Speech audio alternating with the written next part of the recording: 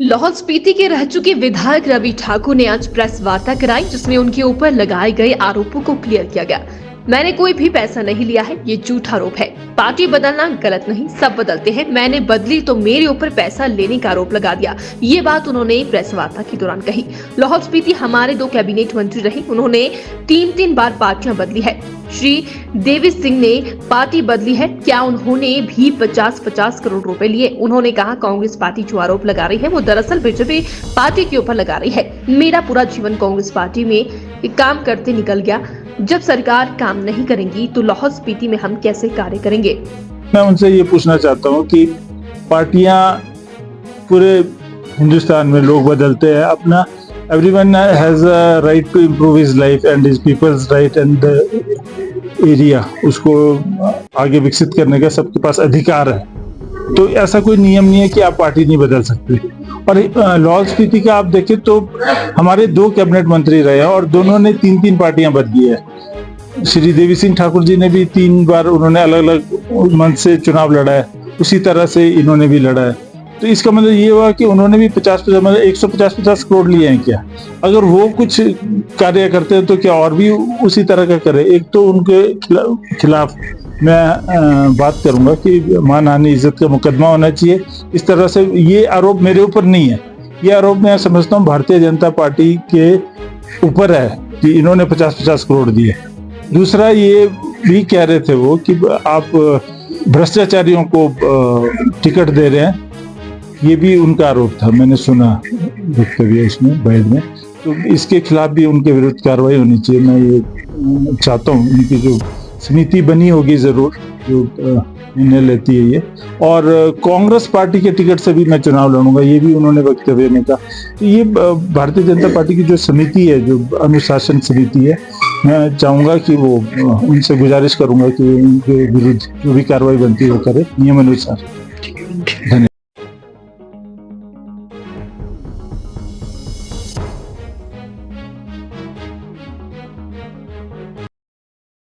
लाहौल स्पीति के रह चुके विधायक रवि ठाकुर ने आज प्रेस वार्ता कराई, जिसमें उनके ऊपर लगाए गए आरोपों को क्लियर किया गया।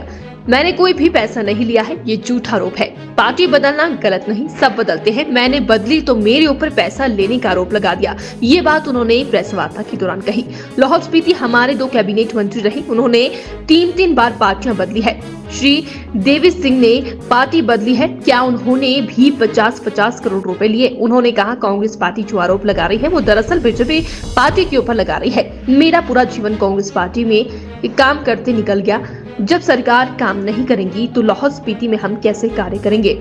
मैं उनसे ये पूछना चाहता हूँ कि पार्टियां पूरे हिंदुस्तान में लोग बदलते हैं, अपना everyone has a right to improve his life and his people's right and the area, उसको आगे विकसित करने का सबके पास अधिकार है।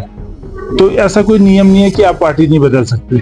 और लाहौल स्पीति का आप देखें तो हमारे 2 कैबिनेट मंत्री रहे हैं और दोनों ने 3 पार्टियां बदली है। श्री देवी सिंह ठाकुर जी ने भी 3 बार उन्होंने अलग अलग मंच से चुनाव लड़ा है, उसी तरह से इन्होंने भी लड़ा है।